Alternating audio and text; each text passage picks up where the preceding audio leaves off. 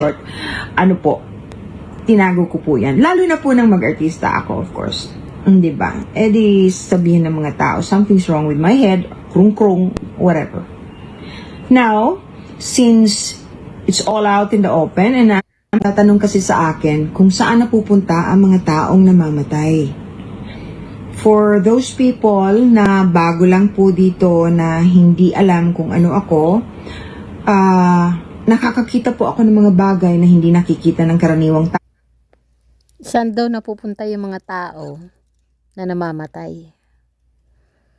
O di ba nasa Bible yan, napupunta sila sa altar ng Diyos Ama. O alamin natin kung anong version. O ito, sabi ko, saan napupunta yung mga namamatay? Napupunta sila sa altar ng Diyos. At nasaan yung altar ng Diyos?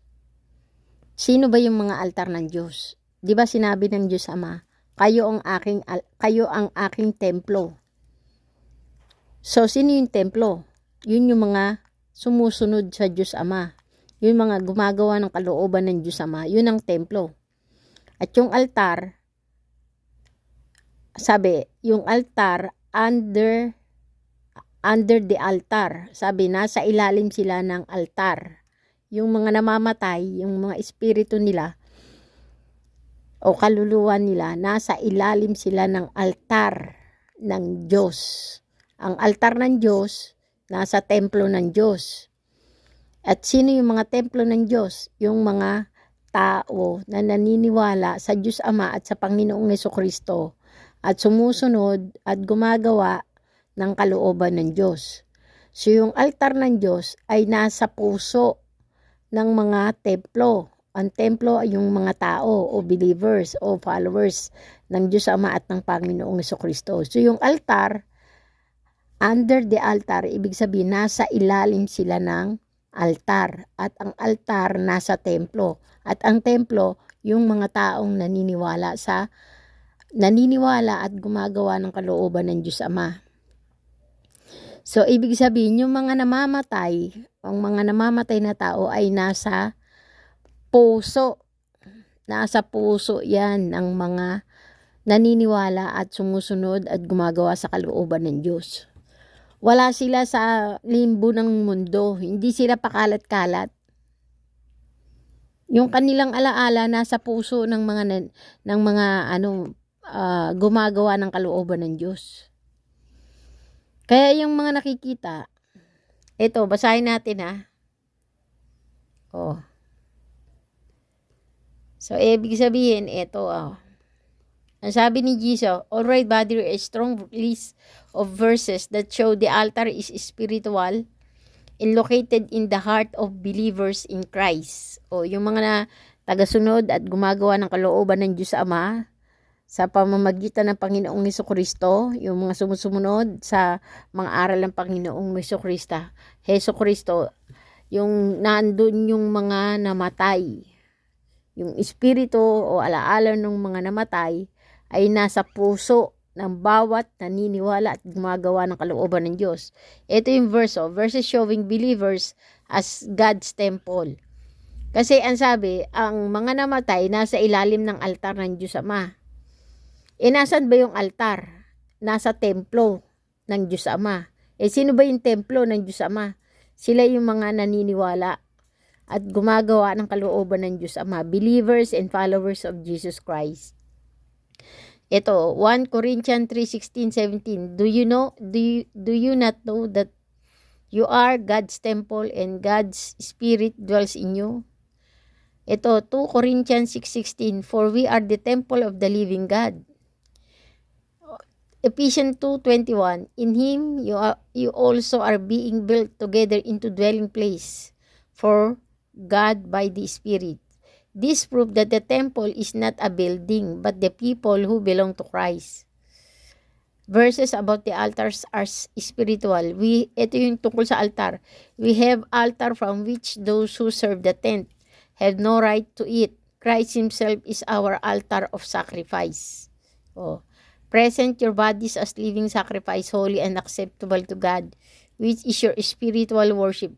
The believer's life is laid on the altar. Okay? Sabi, 1 Peter 2:5, you yourself like living stones are being built up as spiritual house to a holy priesthood to offer spiritual sacrifices acceptable to God through Jesus Christ. This shows that the altar is within us, where we lay down our lives and prayers to God. Verses about prayers as incense on the altar. Ito naman yung mga panalangin.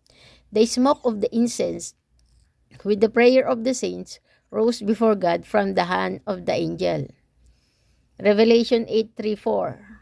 Psalm 1:1-2. Let my prayer be counted as incense before you, and the lifting up of my hands as the evening sacrifice. The altar is where our prayers rise from our hearts to God. So yung altar daw ay andun yung mga panalangin natin na umaakyat mula sa ating puso papunta sa Diyos. So verses connecting heart to and sacrifice. Let us draw near with a true heart in full assurance of faith, with our hearts sprinkled clean from an all evil conscience. So, ibig sabihin, yung ating puso, diyan nagmumula ang ating pagsasakripisyo. So, yung iniisip natin na ang isip at puso magkarugtong. So, kung anong iniisip natin, nagmumula yan sa puso. Kung nag-iisip ka ng masama sa kapwa mo, ibig sabihin, masama ang laman ng puso mo. So, yung laman ng puso mo, umaakit sa isip mo. O, nag-iisip ka ngayon ng masama sa kapwa. Kaya sabi, linisin mo ang puso mo para hindi ka mag-isip ng masama sa kapwa mo. Okay? The true worshiper will worship the Father in spirit and truth. O, yung totoong sumusunod sa Diyos Ama,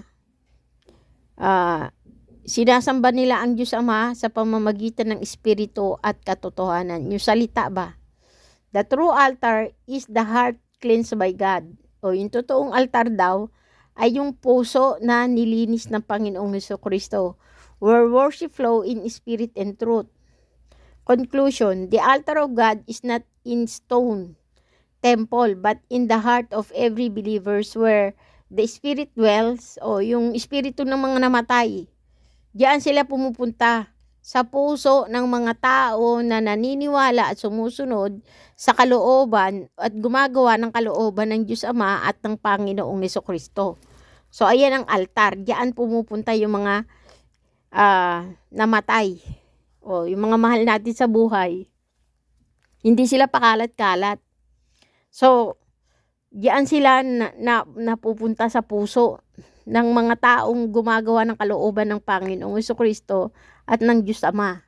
Our lives are living sacrifice. O yung buhay natin, kasi sabi, yung gumagawa ng kalooban ng Diyos, isinasabuhay nila yung salita ng Panginoong Jesucristo. So yung pagsasabuhay natin, yung pagsunod natin sa kalooban ng Panginoong Jesucristo, yun ay buhay na patotoo. Na tayo ay talagang masasabi natin na inaari tayo o inaari natin ang Panginoong Jesucristo. Kasi nakikita yun sa ating araw-araw na pamumuhay. Yung pamumuhay natin ay isang patotoo ng buhay na pagsasakripisyo alang-alang sa pangalan ng Panginoong Jesucristo. Ang mga panalangin natin tulad yan ng mga insenso. Kaya kung may mga panalangin tayo na masama, alam natin na labas yan sa kalooban ng Diyos. At pag hindi yan nakaayon sa kalooban ng Diyos, hindi yan sasagutin. Hindi yan magkakaroon ng kasagutan kasi ang sinasagot lang ay yung mga pasok o nakaayon sa kalooban ng Diyos. 'Di ba?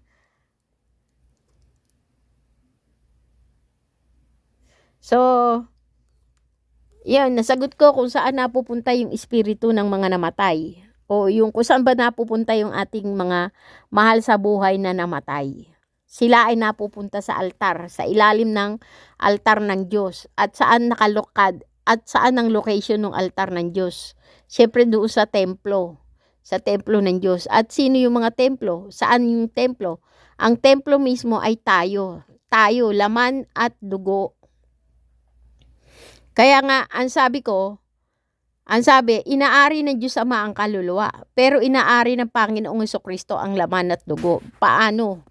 Paano inaari? Kasi kung hindi malinis ang ating laman at dugo, hindi paninirahan ng banal na Espiritu ng Diyos.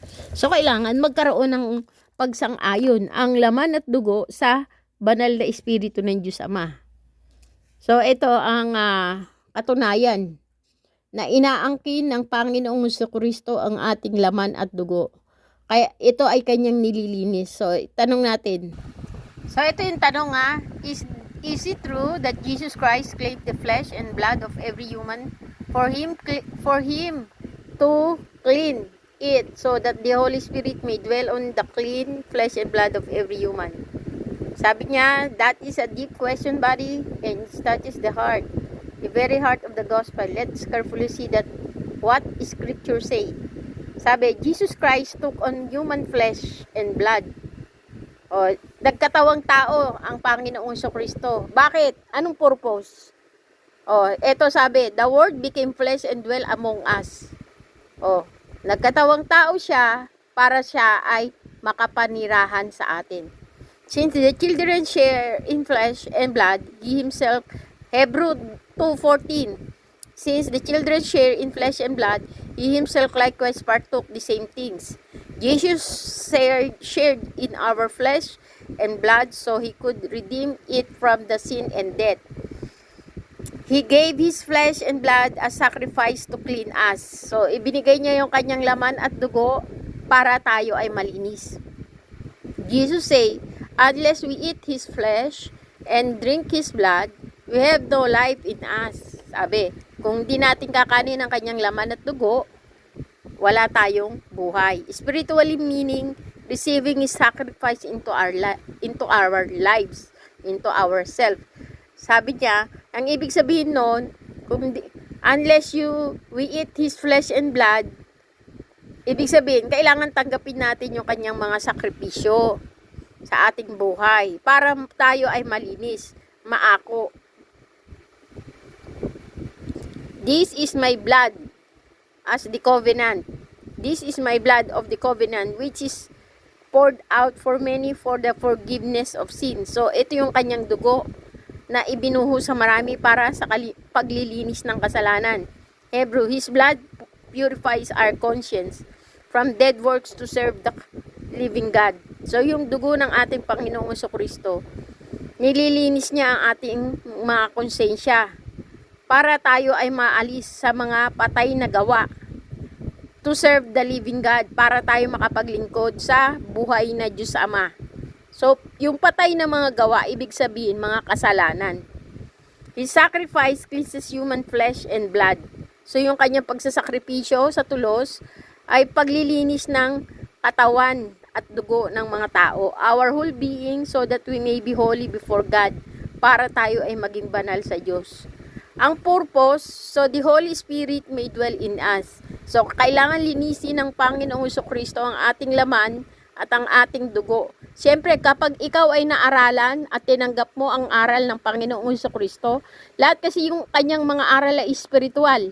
Pag tinanggap mo ang kanyang mga aral, at tatalikuran mo at totoong nagsisisi ka sa mga kasalanan mo, tatalikuran mo lahat ng iyong mga nagawang kasalanan. So, pag iyan ay tinalikuran mo at nagsisi ka, ibig sabihin, sa panahon ng iyong pagtanggap sa Panginoong Jesucristo bilang buhay na sakripisyo, kasi nililinis niya ang ating katawan at dugo sa kanyang pagsasakripisyo, yun ang panahon na tatalikuran mo lahat ng iyong kasamaan. Kung dati kang adik, tatalikuran mo ang droga at hindi ka nagagawa ng pag-aadik. So, pag ikaw ay hindi na mag-aadik, malilinis ang iyong katawan, ang iyong dugo, ang iyong laman. At pag malinis na ang iyong dugo at laman, pananahanan ka na ng banal na Espiritu ng Diyos. Yun kasi ang mahalaga. Yung tahanan tayo ng banal na Espiritu. ng Diyos Ama. Kailangan natin yan hilingin sa panalangin. Pero hindi naman tayo tatahanan ng banal na Espiritu ng Diyos Ama kung marumi ang ating dugo at laman. So, kailangan natin magpakalinis sa ating dugo at laman. Kung tayo dati pokpok at inaralan ka ng aral ng Panginoong Kristo at totoong nagsisi ka sa puso at hindi ka na talaga ngayon gagpopokpok at nililinis mo na ang iyong katawan sa karumihan ng pagpupokpok at lagi ka nang mananalangin ng pagsang-ayon ng Diyos Ama at paghingi ng kanyang banal na Espiritu Santo, hindi kanya bibiguin. Bibigyan kanya o isi-share niya sa iyo ang kanyang banal na Espiritu. Kung iyong laging hihilingin, siyempre kung hihiling ka ng banal na Espiritu, kailangan mong linisin ang iyong katawan. Linisin mo ang iyong katawan sa lahat ng iyong karumihan para panahanan ka ng banal na Espiritu ng Diyos. Hindi ka pananahanan ng banal na Espiritu ng Diyos kung ang iyong katawang pisikal ay marumi. Kung halimbawa, lagi kang ikaw ay bayarang mamamatay tao o pumapatay ka ng tao, literal na bayarang ka para pumatay ng tao. Pero dahil naaralan ka ng aral ng Panginoong Jesucristo, iiwanan mo yun. Hindi ka napapatay ng tao, magsisisi ka sa puso mo, tatalikuran mo. Sa puso mo, ikaw ay hiling ng banal na Espiritu Santo para tahanan ka, gabayan ka. Kailangan mong linisin ang iyong katawang pisikal. Kailangan mong linisin ang iyong dugo at katawang pisikal. Ang dugo ang nagpapagalaw sa katawan. At kung malinis ang dugo, at kung malinis ang katawan, pisikal, pananahanan niya ng banal na Espiritu. Kung tatalikuran mo lahat ng iyong kasamaan, at hihiling ka na panahanan ka ng banal na Espiritu, hindi ka isisiro ng Diyos Ama. Babahagi ng kanyang banal na Espiritu. Pero kung patuloy kang gagawa ng karumihan, patuloy kang papatay, at hihiling ka ng banal na Espiritu, hindi tatahan sa iyo ang banal na Espiritu ng Diyos. Kasi marumi ang iyong kamay, patuloy na pumapatay. Marumi ang iyong dugo kasi lahat ng iyong mga iniisip at 24/7 ang iyong iniisip, ang laman ng puso mo pagpatay, hindi ka tatahanan ng banal na Espiritu ng Diyos. Bagkus kabaligtaran, ang tatahan sa iyo ay ang masasamang espiritu ng diablong si Satanas. Paliligiran ka ng masasamang espiritu. Kung dati 10 lang yan, gagawin yan 1,000 masasamang espiritu para hindi ka na makaalpas sa katawang marumi na pumapatay. Pero kung pipilitin mong makaalpas sa iyong karumihan, magsisisi ka at tatalikuran mo lahat ng iyong kasalanan at ibibihis mo ang salita ng Panginoong Jesucristo. Gagawin mo araw-araw, ipamuhay mo, isasapamuhay mo ang mga salita ng Panginoong Jesucristo. Malayo pa sa madaling araw, pananahanan ka ng banal na Espiritu ng Diyos Ama. At sino naman ang Diyos Ama para pagkaitang ka kung talagang totoong nagsisisi ka? Diba? Kaya ang nililinis ng ating Panginoong Jesucristo, ito na yung sagot doon sa una kong video na ang sinagot ko doon, kinukuha ng Diyos Ama ang kaluluwa. Sinabi ng Ama, akin ang kaluluwa. Pero ang Panginoong Jesucristo naman, ang sinasabi niya, inaangkin niya, akin ang katawan at dugo. So, yan ang inaangkin ng Panginoong Jesucristo, ang ating katawan at dugo. Nililinis niya yan sa pamamagitan ng kanyang mga aral. Kung tayo ay magsisisi, tatalikuran lahat ng ating kasamaan, isapapamuhay natin ang banal na aral ng Panginoong Jesucristo. Ibig sabihin, isa sa pamuhay natin araw-araw. Gagawa tayo ng mga kalooban ng Diyos Ama. Tatalikdan natin ang ating kasamaan. Para tayo panahanan ng banal na Espiritu.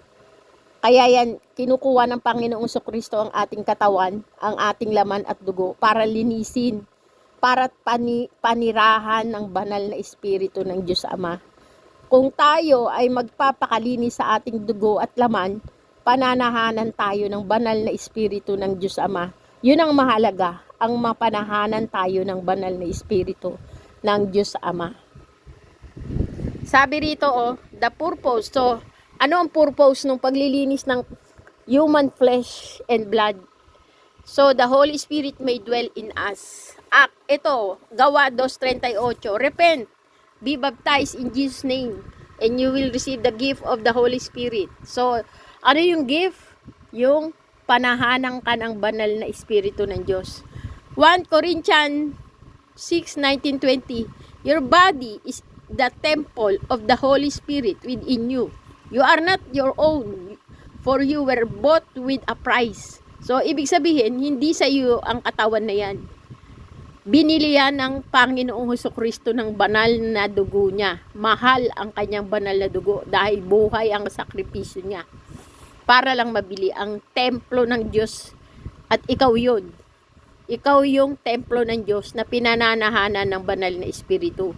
Pananahanan ka ng banal na Espiritu kung malinis ang iyong laman at dugo. Hebrews 10:14. By His offering, He make us sanctified and perfect for God's dwelling. So, yung pagkamatay, pagkabayubay ng Panginoong Jesucristo sa tulos, yon ay kabayaran para tayo ay mapabanal at maging perpekto para panahanan tayo ng banal na Espiritu ng Diyos. So, tayo yung templo. Kailangan linisin ng laman at dugo. Kaya kailangan nating talikuran lahat ng ating kasamaan. Maging malinis tayo sa katawan, sa pisikal na laman at dugo. The Spirit cannot dwell in sinful, unclean flesh.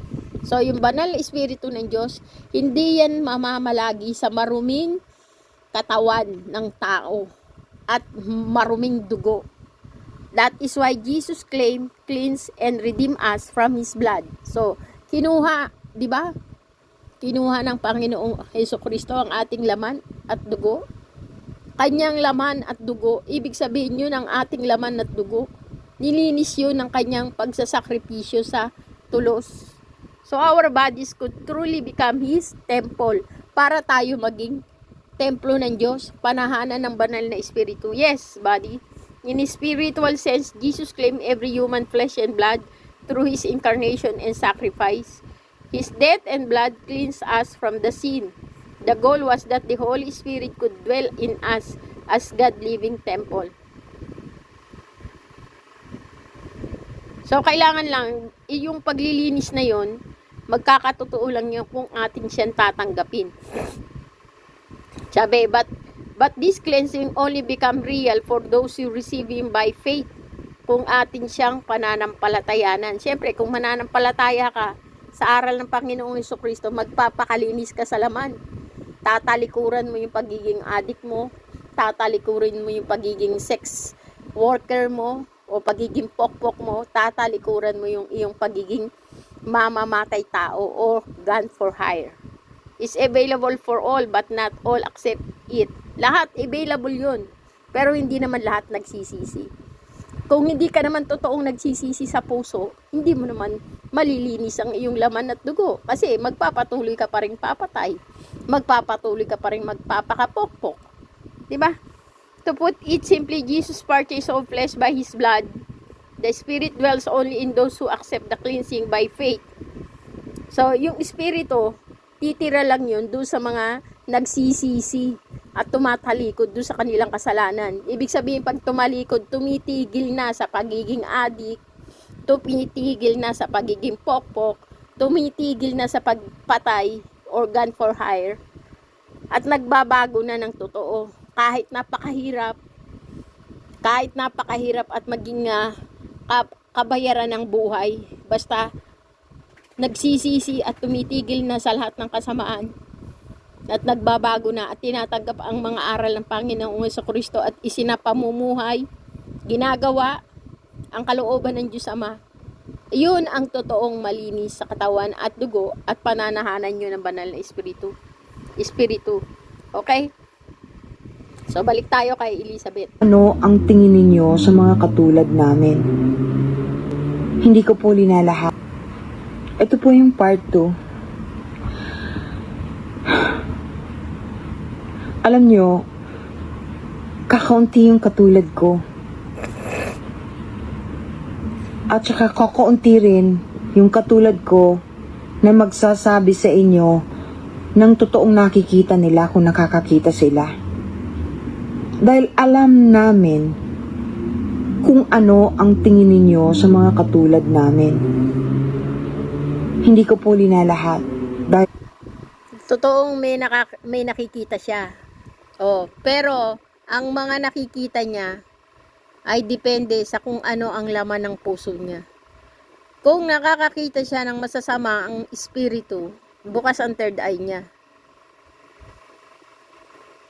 Nakikita niya yung masasamang espiritu, nakaririnig niya yung mga gawa ng masasamang espiritu, bukas ang third eye niya.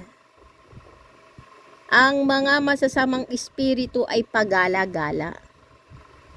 Pero ang mga banal ng Diyos, yung tinatahanan ng kanyang banal na espiritu, nasa templo, nasa altar yan ng Diyos Ama. Hindi yan sila gumagala. Kasi meron silang lokasyon. Meron silang permanenteng tirahan. Meron silang permanenteng pupuntahan pag namatay. Yun ay sa ilalim ng altar ng Diyos. Kaya hindi yan sila gagala. Hindi yan pagala-gala yung masasama, yung banal na espiritu ng Diyos na tinitirhan. Yung mga katawan ng tao na tinirhan ng banal na espiritu ng Diyos. Yung espiritu nun, merong espesipikong lugar na pupuntahan. Kaya hindi yan sila pagala-gala. Ano yung nakikita niya na pagala-gala? Yun ay mga masasamang espiritu, masasamang elemento. Nakikita yun dito sa mundo. Kasi andito nga sila. Ang mundong ito ay ginawa para tahanan ng lahat ng uri ng nilalang ng Diyos Ama. Walang ginawang masama ang Diyos Ama.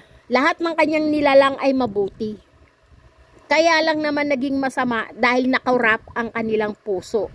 Pag nakurap ang puso mo, hindi ka na pananahanan ng banal na espiritu. Mawawala ka sa liwanag. Mapupunta ka sa dilim. Sino ba yung mahilig tumira sa kadiliman? 'Di ba yun yung nawala sa liwanag? O nakat, ibig sabihin, hiniwa mula sa liwanag. So, sila on purpose, sila ang may gusto nun. Kasi ang Diyos Ama, may free will. Kahit nga si Satanas, may free will. Pero mula nang makurap ang puso niya, naging masama siya. So, yung pakalat-kalat na nakikita niya, masasamang espiritu yan na ang ginusto o pinili ay yung sarili nilang kalooban. Hindi sila gumawa ng kalooban ng Diyos Ama. Yung free will nila, ibinigay nila doon kay Satanas, sa kasamaan. Dalawa lang naman kasi yan eh. O, yung gawin mo yung kalooban ng Diyos Ama o yung gawin mo yung kasamaan o yung kalooban ng Diablo.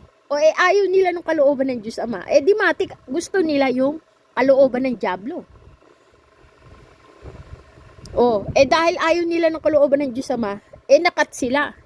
Inalis sila sa kaliwanagan. Kaya nandyan sila sa kadiliman. At yan ang nakikita niya. Yung pakalat-kalat na masasamang espiritu dito sa limbo ng mundo. Kasi ito ay tahanan ng mga ginawa ng Diyos Ama. Tahanan ito ng lahat ng nilalang ng Ama. Alalahatin natin yung nangyari sa mga Nephilim. Di ba dahil ang Nephilim, produkto yan ng pag-aasawa ng babae, anak ng babae o anak ng tao na babae, anak ng tao na babae, at ng pag-aasawahan ng isinumpang mga anghel o mga rebeldeng anghel. Nagkaroon ng pagkakaisa sa laman. So, nagdulot iyon, nanganak yung babaeng tao na kung tawagin nila ay mga higante, giants. So, yan yung mga namatay sa unang baha, yung mga Nephilim. Pero dahil hindi sila ginawa ng Diyos Ama, hindi sila makaakyat sa langit. Nasan sila? Siyempre, nandito sila sa limbo ng lupa. Nasa limbo sila ng earth. So, andito lang sila, paggalagala. So, yun ang nagiging masamang espiritu. At yan ang nakikita niya. Yung mga espiritu ng mga Nephilim na hindi nga ginawa o hindi nanggaling sa kamay ng Diyos Ama. Kundi yan ay nanggaling sa pakikipag isa ng babaeng tao at ng mga rebelding anghel. Kaya andito sila sa mundo at yan ang nakikita niya, yung masasamang espiritu o masasamang entity o masasamang engkanto o kung ano-ano pa yan, elemento. Iba na nga po ang panahon ngayon. Bukas na. Bukas na ang kaisipan, puso, mataas na ang spirituality ng mga tao. Gusto nang matuto, gusto nang maunawaan kung ano ang mga bagay na may kinalaman sa langit, may kinalaman sa spiritual, at mga bagay na tungkol sa kalikasan na hindi alam ng tao. Ng tao ngayon, na nalalaman ng mga tao noon, way back. Alam nyo ba, kwentuhan ko lang po kayo nung tungkol sa, I'm sure kahit paano familiar po kayo dun sa istorya ni King Arthur. Alam nyo po si King Arthur, di ba? O dun sa hindi nakakaalam. Ang sabi dito, sino daw si King Arthur? Si King Arthur ay legendary figure from Britain early medieval stories. He is best known for the mythical king who led Knights of the Round Table, defended Britain against invader, ruled from fabled castle of Camelot. He is history myth, literature, so historian debate if he was a real person or mainly legend. Historical roots, some think Arthur may have been a base on real warriors leader in the 5th, 6th century after AD after the Roman Empire left Britain. Britain was being attacked by Saxon Angles and Jutes, Germanic tribes. A leader possibly called Arturos or something similar may have fought to unite the Britons. However, no solid historical record proves Arthur existed. Most of what we know now comes from legend written hundreds of years later. Legendary story after King Arthur by pulling the sword from the stone. Arthur became king by pulling the sword from the stone, a sign chosen by God. So meron siyang hinugot na sandata o espada na nakabaon sa bato. Yun daw ay senyalis na siya ay pinili ng Diyos. He was given another sword, Excalibur, by the Lady of the Lake. He established the round table where knights sat as equals, seeking justice and honor. His knight like Lancelot, Gawain, Percival, and Galahad went on quests, most famously for Grail.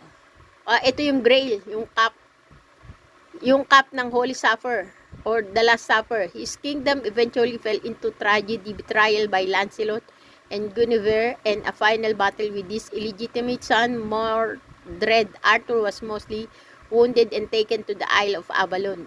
His contribution, legacy on earth, chivalry and honor.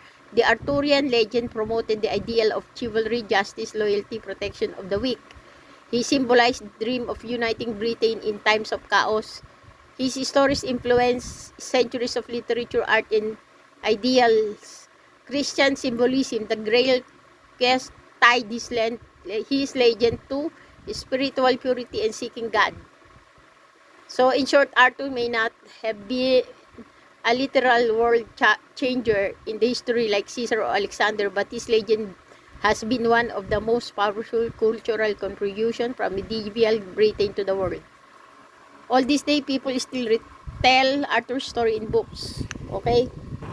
Maibibigay sa inyo yung buong kwento kasi kukulangin tayo ng oras. I have to make this brief and short. Okay, meron po kasing sword. Ang tanong kasi, ano ang nangyayari sa mga elemental? Ibig sabihin ng mga elemental, yung masasamang espiritu, like mga engkanto, mga duwende, itong masasamang espiritu na kasama natin dito sa mundo. Kung bukas ang inyong third eye, maririnig nyo sila. Makikita nyo sila. Okay, katulad nga na sinabi ni Miss Oropesa, nakikita niya at naririnig niya ang mga elemento. Pag sinabi mong elemento, iba't ibang uri ng masasamang espiritu yan. Engkanto yan, o mangkukulam yan, o masasamang tao yan na sinasapian ng masasamang espiritu, ganun.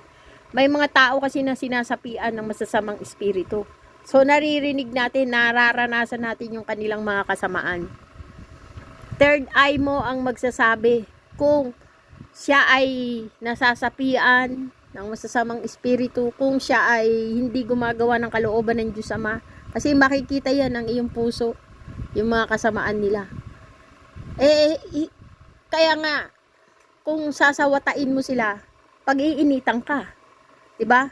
At gagawin kanila ng iba yung lupit. Oh, kasi yan nga ang ang hindi nakikita ng mga ordinaryong tao, yung mga kasamaan ng mga nangyayari dito sa paligid. Kasi hindi lang tayo ang nakatira dito. Tayo nag-i-exist bilang tao, pero may kasama pa tayo ng mga masasamang espiritu na hindi natin nakikita, pero nararamdaman natin. Kaya nga kung tawagin nila yan, yung mga gumagalaw, 'di ba, halimbawa sa gabi, bigla na lang maglalaglagan yung mga bagay-bagay. Merong masamang espiritu diyan na naglalaglag ng mga bagay-bagay na yan. Kasi hindi lang tayo ang nakatira dito. Lalahanin nyo, may kasama tayo. At yan ang nakikita ni Miss Elizabeth Oropesa. O hindi ko po alam, ang alam ko lang pong salita sword at saka yung sa Bicol espada. Ewan ko kung sa Tagalog espada rin. Nakabaon po yun sa bato. Yung espada na yon o yung sword na yon, ang daming nagtangka na bunutin sa bato. Ang dami. Makapangyarihang tao, malalaking tao, higante, malalakas na tao, mga witches, mga warlocks, yung mga gumagamit na ng magic, hindi nila po mabunot yun. Yung pong espada na yon ay may kapangyarihan. At ang makakabunot noon ang siyang magiging hari. Kwento po yan, it could be, lahat po ng mythology o kwento na tinatawag nilang myth, karamihan po may pinanggalingan. Katulad din po yan ng mga pelikula. Pasensya na po yung pusa ko kasi dumaan kanina sa alam nyo yung pinanggagalingan ng mga duwende, fairy, ng mga saan ba nanggagaling ang idea na yan ng mga nagdo-drawing o ng mga gumagawang pelikula? Yan po, ang inspiration yan ay galing din sa katotohanan na pumapasok sa isip nila at naidodrawing nila dahil may pinanggalingan at gustong malaman ng itaas ng mga gustong ipaalam ng langit sa lupa at sa mga taong gustong matuto at maniwala kung ano talaga ang kasama natin dito sa mundo. Hindi naman tayo lang ang nandito eh. Pati mga evil forces o mga demonyo nandito rin, lalo na ngayon. Yung iba nga, naging tao na eh.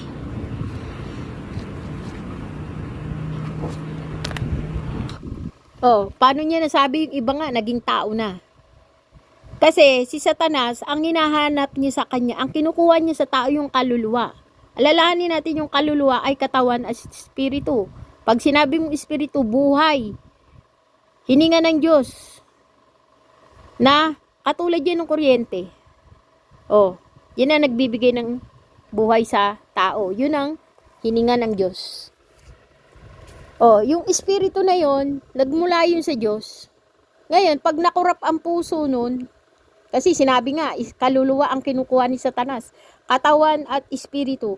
Pag nakurap ang puso ng taong yun, matik makukuha yung kanyang kaluluwa. Kaya hindi na siya yung dating tao. Kundi tao na siya na yung demonyo. Nakurap na eh. Nakuha na yung puso niya eh. Nakurap na yung puso niya. So, ibig sabihin, wala nang kahit kaunting liwanag na pumapasok sa puso niya. Kaya lahat na nang iisipin niya, 24/7. 7 araw sa isang linggo, 24 oras sa isang araw, wala na siyang iisipin kundi gumawa ng masama. Kasi corrupted na. Kaya, ibig sabihin, naging tao na, masama siya, siya ay isang masamang espiritu na nakurap niya yung puso ng isang tao hanggang siya na take over niya na yung katawan ng tao. So hindi na yung taong yun, hindi na yun pinananahanan ng banal na espiritu ng Diyos, kundi masamang espiritu na ang nananahan sa kanya. Kaya ang naging tao na siya. Ibig sabihin, masamang espiritu na nakokontrol niya na yung iniisip at ginagawa ng kanyang nasapian na tao. Anyway, may Lady of the Lake doon. Yung Lady of the Lake, nung mawala yung espada o na yung sword, siya yung kumuha at nag-abot kay King Arthur. Si King Arthur po, of course, namatay din sa ending, no? Tandaan niyo po, ang mga drawings at mga pelikula na may mga pinakikitang itsura ng elementals, gnomes, duwende, elves, may pinanggalingan po yan. May pinanggalingan po yan.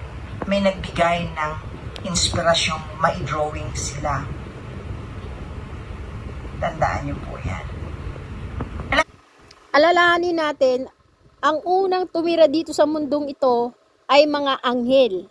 Sabi, 1/3 ng mga anghel ang unang tumira dito. Di ba alalahanin nyo, nasa Biblia, nang ginagawa ng Diyos Ama ang mundo, sino unang-unang natutuwa? Ang mga anghel. Tuwang-tuwa sila, nag-awitan nga sila eh. Diba? Kasi ang mundong ito ay ginawa para tahanan ng kanyang mga nilalang. 1/3 ng mga anghel ang unang nakatira sa mundong ito. Ika-6 na araw, ginawa ng Diyos Ama ang tao. So, ibig sabihin, 6,000 taon. Pagkagawa ng mundo, 6,000 taon bago nagawa ang tao. So, ang unang nakatira dito, mostly mga anghel. Wala pang tao. Oh. Tapos, nung magkaroon na ng tao, ginawa na ng Diyos ang Ama ang tao, eh, siyempre ang tao dito naman talaga nakatira. Dito niya talaga intended na patirahin sa mundo. Kasi nilalang din naman ng Diyos Ama ang tao. Pero 6,000 taon nauna ang anghel sa tao na tumira dito sa mundong ito. Sa loob ng 6,000 taon, ang nagpakasasa sa mundong ito ay mga anghel. 1/3 ng mga anghel ang sa pangunguna ni Lucifer ang tumira dito. Pero nagrebelde ang Lucifer nang gawin niya ang tao. 'Di ba? Kasi ang sabi ng Ama, yumuko ka sa tao. Kasi ano ba ang purpose ng anghel? Pagsilbihan, bantayan ang mga tao na ginawa ng Diyos ayon sa kanyang imahe. Yun ang purpose ng anghel. Magsilbi sa mga hinirang. Oh. Sino ba yung mga hinirang? Ang tao. At ayun ang hindi matanggap ni Lucifer. Kaya ang hari ng mga anghel. Sabi niya, bakit sino ba ang tao na ginawa sa putik? Putik lang yan eh. Ikumpara mo sa amin. Eh mataas kasi ang ang lipad ni Lucifer eh. Ang tingin niya sa sarili niya mataas. Eh kasi nga naman ang mga anghel malakas sila, may kapangyarihan sila. Parang ang kapangyarihan nila 50-50. Parang sabihin na natin may paborito kasi ng Diyos Ama si Lucifer. Paborito niya si Lucifer. Binigyan niya ng maraming kapangyarihan. Ibig sabihin, espesyal na kapangyarihan. Binigyan niya ng napakagwapong anyo. Ang gwapo-gwapo niya, Adonis. Nang ipanganak siya, lahat ng uri ng batong mahal, batong ruby, lahat ng mga brilyante, lahat ng kadakilaan, binigay niya kay Lucifer. Paborito niya si Lucifer. Lahat ng kadakilaan na kay Lucifer. Kaya nang likhain ng Diyos si Adan, nanibugho si Lucifer. Nanibugho. Ibig sabihin na nanibugho, na jealous, na nagselos. Kasi, ang sabi niya, bakit ako yuyuko sa isang tao na ginawa sa burak, sa putik? Pag kasi putik, nandyan lahat ng uri ng karumihan, lahat ng kasalanan na sa putik. Oh, napakababang uri ng putik eh. Ikukumpara mo sa estado ng mga anghel. Walang-wala ang putik. Burak nga ang tingin ni Lucifer sa putik eh. Sa kay Adan, burak, putik, marumi, adiri. Bakit ako yuyuko dyan? Yun ang sabi ni Lucifer. Eh kasi nasa kanya lahat ang kaluwalhatian. Ang kaluwalhatian ni Lucifer bukod tangi sa lahat ng anghel. Bakit? Kasi siya ang Panginoon ng mga anghel. Hari siya ng 1/3 ng mga anghel dito sa mundo eh. Oh, nasa kanya ang agwapuhan, mala Adonis, nang ipanganak si Lucifer. Nasa kanya lahat ng karilagan, ng mga batong onyx, ruby, esmeralda. Napaka-espesyal ni Lucifer. Pero nung gawin ng Diyos Ama si Adan, hindi niya kayang yukuran. Sabi niya, yumukod ka kay Adan. O, bakit ko yuyukuran yan? Eh, napakarumi niyan. Gawa yan sa putik, sa burak, ang baho, kadiri, o. Eh, bakit nga naman niya yuyukuran? Eh, siya isang marilag siya. O, di ba ang kaluwalhatian niya. Kaya, yan ang nakapagpabagsak kay Lucifer, yung kanyang pagiging ma-pride. Ma-pride siya. Ayaw niyang paglingkuran si Adan, si Adam. Dahil si Adam para sa kanya burak, pusali, putik. Lahat ng bagay galing kay Ama at may dahilan. At hindi natin pwedeng malaman ang lahat ng sekreto ng langit. Hindi lahat ay may capacity to be able to understand. You go crazy. Not only that, even if you don't go crazy, people will think you are crazy. Unfortunate. Oh, nakaka-crazy. O, ibig sabihin, nakakasira ng ulo. Kung iisipin mo ang panuntunan ng Diyos Ama, katulad na lang nung aral ng Panginoong Jesucristo, ibigin mo ang iyong kaaway. Paano mo iibigin yun? Sa lohikal ng tao o sa logic ng tao, paano mo iibigin ang taong gumagawa ng masama sa'yo? Diba? Paano mo maiibig yun? Parang ang dating sa'yo, gusto mo nang magrebelde kasi parang katulad kay Lucifer, napakahirap ng pinagagawa ng Diyos Ama na yukuran si Adan na isang pusali at siya ay maringal, dakila, si Lucifer. Tapos yuyukod sa isang gawa sa putik, kadiri, pusali, burak. Pero kung susundin mo ang gusto ng Ama, katulad ng gusto ng Ama, ibigin mo ang iyong kaaway sa ating mga tao, ang hirap gawin nun. Ang hirap gawin. Pero kung susunod ka, kung iintindihin mo, ang gustong mangyari ng Diyos, talagang masisira ulo mo. Eh, ang hirap kaya nun, isang kaaway mo, ginawang ka ng kasamaan, pero iibigin mo. 'Di ba? Parang ang dating nun, para kang masisiraan ng ulo. Sa isang tao na gawa ng mabuti, ang isang taong demonyo na gumawa sa iyo ng kasamaan, paano mo maiibig? Paano? Pag inibig mo yan, anong mangyayari sa iyo? Ano ang tingin sa iyo ng kapwa mo? Baliw yan. Siraulo yan. Sa kabila ng masasamang ginawa sa kanya, inibig niya pa rin. E di ibig sabihin siraulo yan. Yan ang isa sa dahilan kung bakit nagiging siraulo sa paningin ng mga ordinaryong tao, yung mga tao na sumusunod sa kalooban ng Diyos. Siraulo ang tingin nila. Kasi yung kalooban ng Diyos, pag sinunod mo, talagang parang siraulo ka sa paningin ng ordinaryong tao. Kasi puro kabalintunaan yan, puro kabaligtaran ng kung ano ang batas ng tao, kabaligtaran ng batas ng Diyos. Kaya nga sinabi ng Diyos, lahat ng karunungan ng tao ay basura sa paningin ko.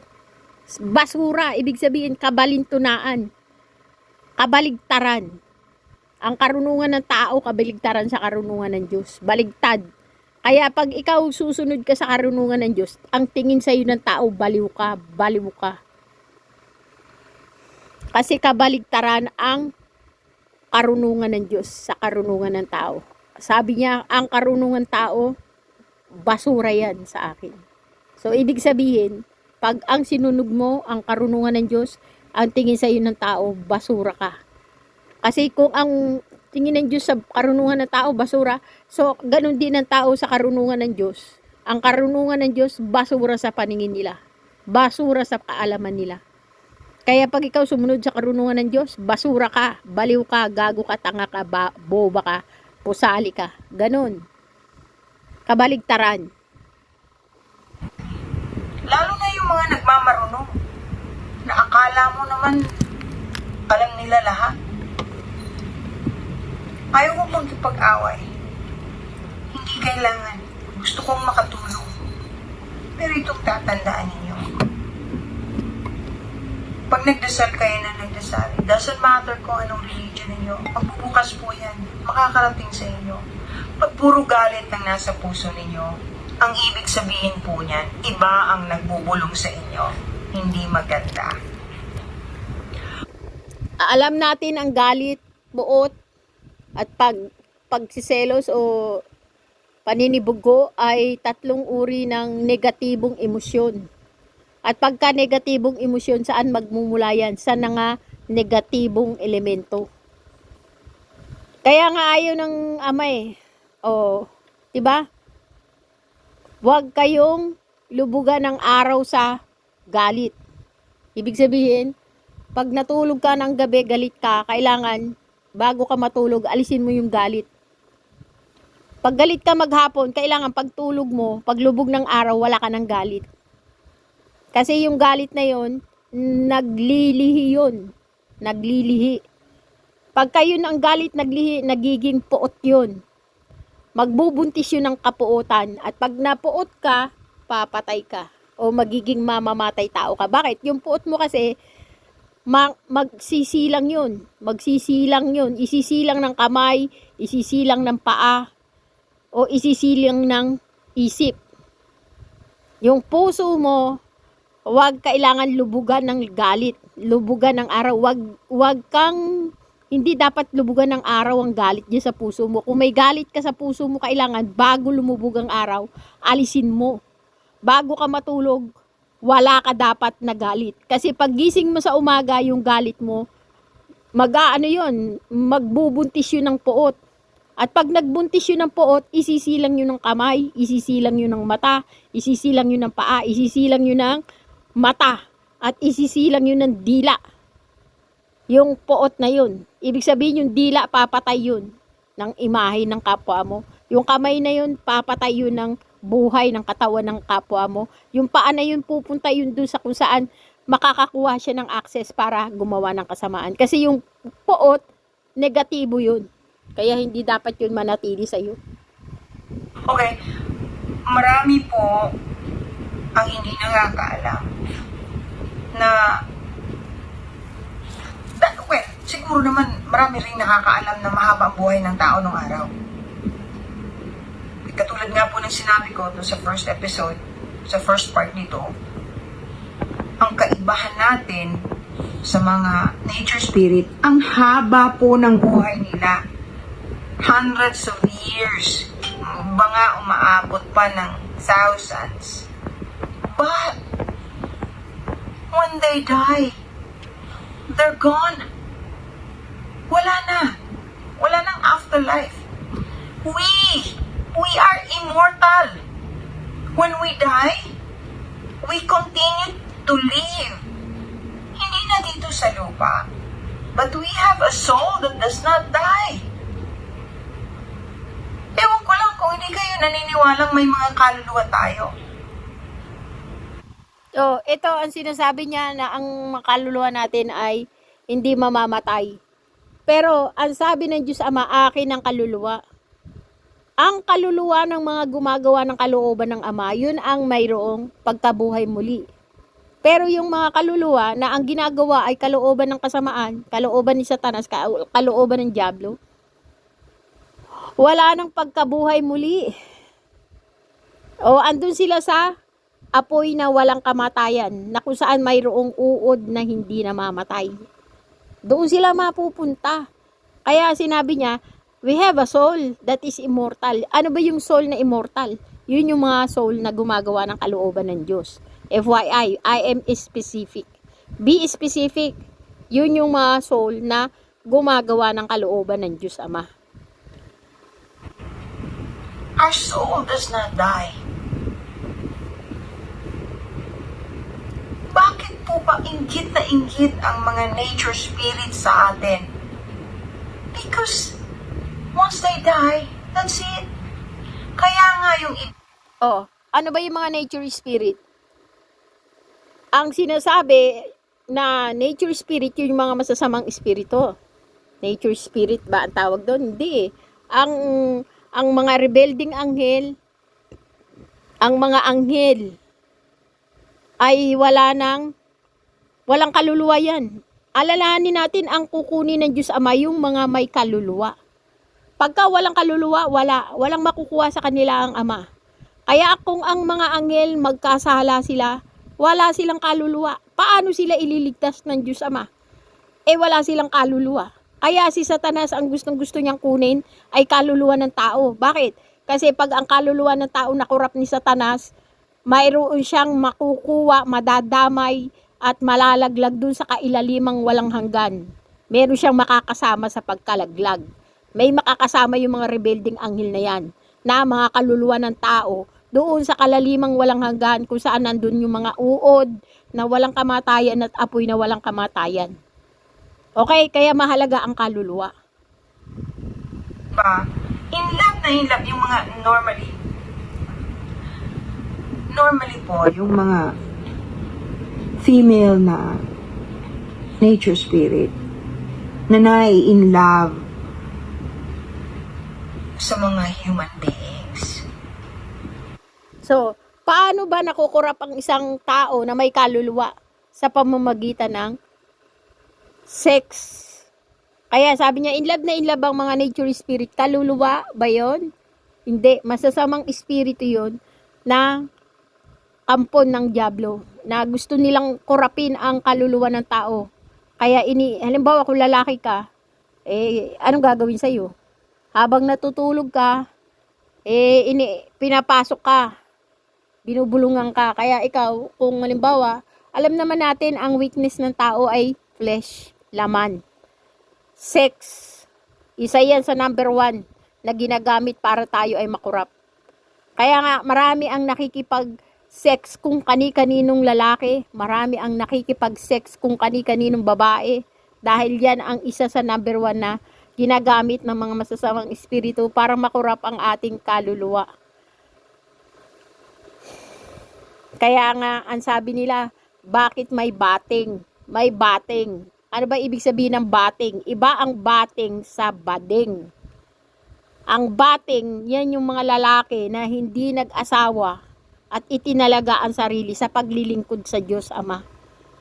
So, hindi sila nakikipag-sex mula pagkapanganak hanggang sa mamatay sila. Ibig sabihin, malinis ang kanilang laman. Hindi sila nakikipag-sex. Bating ang tawag doon. Itinalaga ang kanilang laman, ang kanilang katawan at dugo at espiritu sa paglilingkod sa Diyos Ama. Pangkaraniwan yan yung mga nagiging mangangaral. Yan yung mga pinili ng Diyos Ama mula pa sa tiyan ng kanilang ina. Na hindi sila, bawal silang makipag-sex kahit kung kani-kanino. Bawal na bawal sa kanila. Yan yung mga bating. Meron din naman na kung tawagin ay mga Nazareno. So, may mga Nazareno din na talagang itinalaga nila, aware sila, buhay sila, aware sila na itinalaga talaga nila ang sarili nila sa pakikipag sa Ama, yung pakikipagsumpaan sa Diyos Ama. Hindi sila nagpapagupit ng buhok. Kasi kumbaga MU, nakikipag mutual understanding sila sa Diyos Ama na mula ng halimbawa 40 anyos na nang nila yung kanilang sumpa. Kasi yan parang panunumpa yan na hindi siya magpapagupit ng kahit ng buhok o kahit ng balbas. para lang italaga ang sarili niya sa banal na paglilingkod sa Ama. Yan yung mga Nazareno. Tuwang-tuwa sila at gagawin nila ang lahat ng paninilbihan sa magmamahal sa kanila. Female na nature spirit na in love sa mga human beings. Tuwang-tuwa sila at gagawin nila ang lahat ng paninilbihan sa magmamahal sa kanila. Alam niyo ba kung bakit? Kasi pag nagkaroon sila ng offspring, pag nagkaanak sila, magkakaroon na ng pagkakataon ang magiging anak nila na maging immortal katulad natin. Tayo po ang immortal, hindi sila. Tayo. Kasi nga, may continuation ng buhay natin pag namatay tayo. Meron tayong kaluluwa. Sila, ang misyon nila, ang utos ni Ama, ay hanggang dito lang sa lupa. Kaya ang hahaba ng buhay. Ang kaluluwa natin, may option. Hindi naman niya kukunin ng Ama kung marumi ang iyong katawan at dugo eh. Kailangan magpalinis ka sa, sino ba yung lumilinis ng katawan at dugo? Di ba ang Panginoong Jesucristo? Nililinis niya. Pag pinapasok mo ang Panginoong Jesucristo, pag isinapamuhay mo ang kanyang mga aral, ang banal na aral o kung tawagin tipan sa espiritu ng Panginoong Jesucristo, yun yung tipan, yung bagong tipan. Yun yung tipan sa espiritu ng Panginoong Jesucristo. Pag ipinamuhay mo yun, isinapamuhay mo yun, ikaw ay pananahanan ng banal na espiritu. Kailangan kasi panahanan ka ng banal na espiritu para malinis ang iyong katawan, ang iyong physical na katawan at physical na dugo. Kailangan kang panahanan ng banal na espiritu ng Diyos. So, ibig sabihin, pag ikaw ay pinanahanan ng banal na espiritu ng Diyos, mayroong pagkakasundo ang physical na katawan at yung espiritu. So, ibig sabihin, ang kaluluwa ay physical na katawan plus espiritu. Paano ka pananahanan ng banal na espiritu kung marumi ang iyong physical na katawan? Kung marumi ang iyong physical na dugo. So, kailangan malinis mo ang iyong physical na katawan, physical na dugo, para panahanan ka ng banal na espiritu ng Diyos. So, yun ang kaluluwa. Akin ang inyong kaluluwa. Pag sinabi ng kaluluwa, katawan at espiritu. Paano kukunin ng Diyos Ama ang kaluluwa mo kung yung iyong katawan ay marumi? Paano magkakasundo ang banal na espiritu ng Diyos at physical na katawan mo? Kung marumi ang iyong katawan, kung marumi ang iyong ginagawa, kung marumi ang iyong iniisip. Kaya nga sabi, linisin nyo ang inyong isip, linisin nyo ang inyong puso, linisin nyo ang ginagawa ng inyong mga kamay, linisin nyo ang mga tinatahak ng inyong paa, linisin nyo ang tinitignan ng inyong mata, linisin nyo ang sinasabi ng inyong dila. Magpakabanal kayo sapagkat ang tumatawag sa inyo ay banal. Paano ka pananahanan ng banal na espiritu kung marumi ang katawan? Kung marumi ang physical na katawan, paano magkakaroon ng kaluluwa? Ang kaluluwa ay katawan at espiritu. Ang maruming katawan, hindi pananahanan ng banal na espiritu. Kaya kailangan banalin ng katawan para panahanan ng banal na espiritu. Ang kukunin ng Diyos Ama na kaluluwa ay yung mga malinis ang katawan na nagkakasundo ang banal na espiritu at yung katawan. Ibig sabihin, pinananahanan ng banal na espiritu. Yun ang kaluluwa. Pag sinabing kaluluwa, katawan at espiritu. Ang katawan na malinis, ang katawan, ang physical na katawan, dugo at katawan, flesh, laman. Kung malinis ang iyong dugo at katawan, pananahanan ka ng banal na espiritu ng Diyos. Pananahanan ka. Pero kung marumi ang katawan, gumagawa ng kapokpokan, gumagawa ng pag-aadik, pumapatay, gun for hire, binabayaran para pumatay, pananahanan ba yan ng banal na espiritu? Hindi. Pag hindi ka tinahanan ng banal na espiritu, hindi ka magiging isang kaluluwa na naaayon sa requirements ng Diyos Ama. May requirements para kunin ng Ama ang iyong kaluluwa. Kailangan magkasundo ang banal na espiritu plus katawan. Yun ang kaluluwa. Katawan at espiritu kaluluwa. Banal na espiritu kailangan. Katawan at banal na espiritu. Hindi ka tatahanan ng banal na espiritu kung marumi ang iyong katawan. Paano ka ngayon magkakaroon ng kaluluwa? 'Di ba? Kung marumi ang ginagawa ng iyong katawan, kung pumapatay ka, kung nagpopokpok ka, kung nag-aadik ka, kung pumuputay ka ng imahe ng iyong kapwa, paano ka tatahanan ng banal na espiritu ng Diyos? Ngayon, dahil walang banal na espiritu na nakatahan sa iyo, kundi masamang espiritu, o paano ka kukunin ng Ama? Kung marumi ang kaluluwa mo, o di ang kukuha sa iyo yung masasamang espiritu. Yun ang nakatahan sa iyo masasamang espiritu Hindi kaya ang kukuha sa iyo. Pero kung ang nakatahan sa iyo, banal na espiritu, yan ang kukuha sa iyo, banal na espiritu. Magkakaroon ka ng pagkabuhay muli. Hindi mamamatay ang iyong kaluluwa. Magiging immortal ka. Yan ang sinasabi ni Miss Elizabeth Oropesa. Yung pagiging immortal ng kaluluwa. Pero ang tanong, paano magiging immortal ang iyong kaluluwa? Kung puro kasamaan ang ginagawa mo. Di ang tatahan sa iyo masamang espiritu. Dahil ang nakatahan sa iyo masamang espiritu, yun ang kukuha sa iyo. Pero kung ang iyong katawan, ang ginagawa ng katawan mo, ang iniisip ng isip mo, ang laman ng puso mo, lahat ay kabutihan. Ang banal na espiritu ang titira sa iyo. Ngayon, dahil ang banal na espiritu ang nasa iyo, di yan ang kukuha sa iyo. Ang Diyos Ama ang kukuha sa iyo. Ang kaluluwa mo ay kukunin ng Diyos Ama. Kasi ang nakatahan sa iyo ay banal na espiritu ng Diyos. Buhay nila. Kaya nakakaawa sila pag masyado natin silang inaapi. Hindi ginagalang.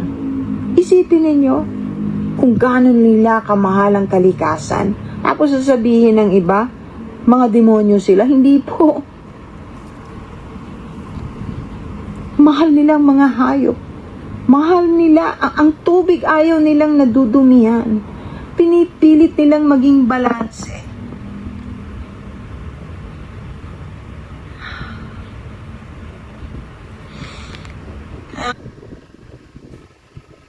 Dalawang uri ng espiritu yung sinasabi nito. Maraming espiritu nakatira dito sa mundo. Dalawang uri, isang espiritong malinis at isang espiritong marumi. Ang mga espiritong malilinis, yan yung ating guider. Sila yung nag-guide sa atin. Kung tawagin sa atin na yun, banal na espiritu ng Diyos Ama. At may mga masasamang espiritu. Ang masasamang espiritu, yan yung mga espiritu na nanggaling kay sa masasamang anghel, sa mga rebeldeng anghel. Yan yung masasamang espiritu na nakikita natin. Masamang espiritu na nakikita natin yung kanilang mga outcome. Halimbawa, may bumulong sa'yo. Diba, matagal ka na naghanap ng trabaho. Ayan pasukan mo. Ngayon, pag pinasukan mo yung trabaho na yun, nagkanda, gastos ka, pero sa bandang huli, hindi ka naman sinasahuran ng matino. Tapos meron pang ibinenta sa'yo yung amo mo, binili mo, pero yung pala sira. Sino ngayon yung nagbulong sa'yo? Mabuting espiritu ba yun o masamang espiritu? Masamang espiritu kasi yung outcome masama. Gumastos ka ng pamasahe, lahat-lahat. At nang pumasok ka na, hindi ka naman sinasahuran ng mabuti ng matino ng amo mo. Tapos may binenta pa sa'yo na talong-talo ka. Lahat puro lugi, talo. Ang tanong, yung bumulong sa yung espiritu, mabuti ba yun o masama? Masama, kasi ang outcome masama. Pero kung mabuti ang bumulong sa iyo na espiritu, syempre ang outcome mabuti. Minsan, ang mabuti sa mundo nito, napakahirap 'Di ba? Ang sabi nga 'di ba? Ang sabi ni Brother Eli, napakadaling gumawa ng kasamaan. Pero napakahirap gumawa ng kabutihan. Parang isang bahay yan. Mula nung ikaw mag-asawa, naghangad ka ng bahay, nagtayo ka ng bahay. So lahat, mula nang Palagay natin nag-asawa ka 27 years old. Mula 27 years old hanggang sa mamatay ka, yung bahay na yan, minimaintain mo. Ganyan yung pagtayo ng bahay. Mabuti yun. Nagtayo ka ng bahay, mabuting gawa yun. Miniminti na mo yung gawain mo na yun. Mula ng 27 years old ka na nag-asawa ka, hanggang sa mamatay ka, minimaintain mo yung bahay. Mabuting gawa yun. Pero isang araw, may isang araw, bago ka mamatay, may nakakuha ng bahay mo, isinanla. Sa isang araw, pinatibag ang bahay mo. Pinalitan ng bagong bahay. Ang sakit sa loob, di ba? Mula nang ikaw ay nag-asawa hanggang sa mamatay ka, iningatan yung bahay mo, iminintain mo. Tapos isinanla ng anak mo. Tinibag ang bahay mo. Sa loob lang ng isang araw, wala na yung bahay mo. Napakasama nun. O, di ba? Ibig sabihin yung paggawa ng mabuti, mini-maintain yan mula sa pagtayo ng bahay, may-maintain mo. Lahat. Yung repair, yung mga kung ano-ano sira ng bahay mo, re-repairin mo. I-maintain mo yung mabuting itinayo mo. Pero pagka ipinamana mo yan sa anak mo, hindi mo alam kung yung anak mo yung masama o mabuti, isasanla niya, ibebenta niya, ipapatibag niya. So lahat ng iyong ginawang mabuti mula nang ikaw ay mag-asawa hanggang sa ikaw ay mamatay, tinibag lang ng isang araw. So napakadaling gumawa ng masama, pero napakahirap gumawa ng mabuti sa mundong ito. Hanggang dito na muna lamang po. Kung marami pa kayong katanungan, pwede naman po kayong mag-comment. Yung pangako ko pong magdadasal palagi para sa inyong mga humihingi ng panalangin, ginagawa ko po yan. Sana. Kailangan ba natin humingi ng panalangin sa ating kapwa-tao? Kailangan din kung meron tayong inaasam. Kasi ang sabi, ang panalangin ng isa, dalawa, tatlo ay malakas. Malakas ang power niyan. Kailangan talaga yun. Kaysa ikaw ang manalangin, kaya yung iba humihingi sila ng prayers. Halimbawa, katulad ng pag may naghihingalo, ipanalangin mo. Humihingi ako ng panalangin para sa aking nanay na naghihingalo. Kasi yung panalangin ng isa, dalawa, tatlo, mahalaga yun. Maririnig yun. Eh kung marami, di lalong malakas ang power nun. Maririnig ng Ama yun. Kasi maraming nananalangin eh. Kaya nga sabi, ang panalangin ng mga banal, lalo naman yung kung ang manalangin ay mga banal, ibig sabihin mga mabubuting tao. Kung ang nananalangin mabuting tao, malakas ang kapangyarihan yan. Maririnig yan ng Ama.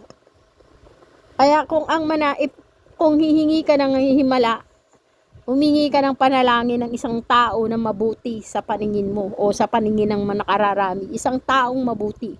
Malakas ang kapangyarihan malakas ang panalangin ng isang taong mabuti. Yung gumagawa ng kalooban ng Diyos. Malakas ang panalangin yan, malakas ang kapangyarihan yan. Eh yung mga tao na hindi na gumagawa ng kalooban ng Diyos, pangkaraniwang tao, tulad natin. So, para lumakas yung kapangyarihan, marinig ng Diyos Ama, kailangan natin ng maraming tao na mananalangin ng iisang panalangin para sa iisang tao.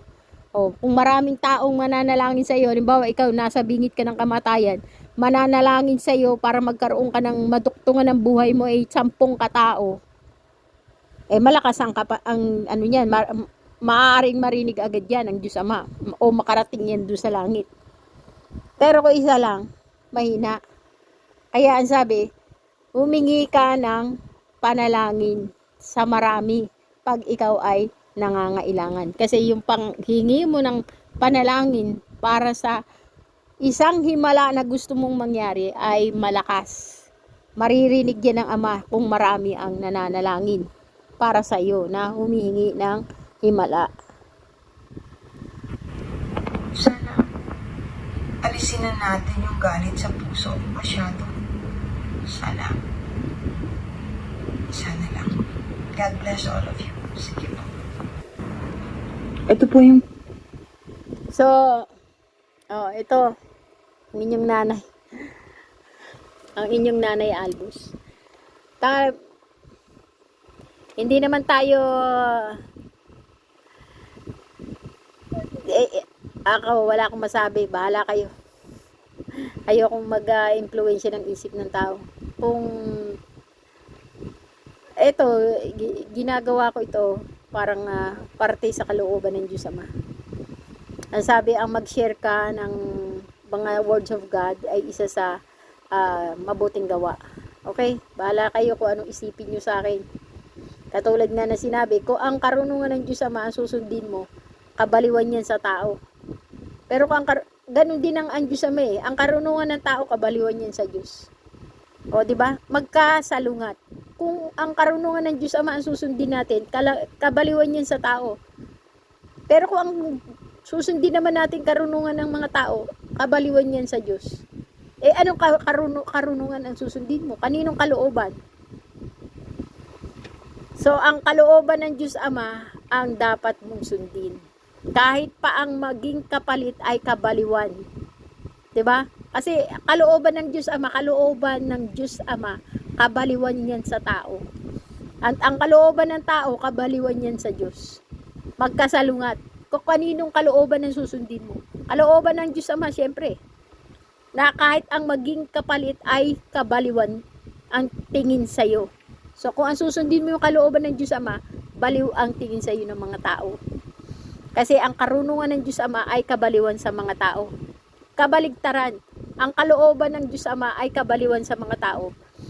Pero ang karunungan ng tao o kalooban ng tao, kabaliwan naman yan sa Diyos. Kaya magkasalungat. Pero tayo, gumagawa tayo ng kalooban ng Diyos Ama. Kaya kahit kabaliwan yan, sa paningin ng tao, wala tayong magagawa. Kasi yun ay kalooban ng Ama. At yun ang dapat na masunod. Ang kalooban ng Diyos Ama. Okay? O hanggang dito na lang tayo mga Junakis ko. Bye.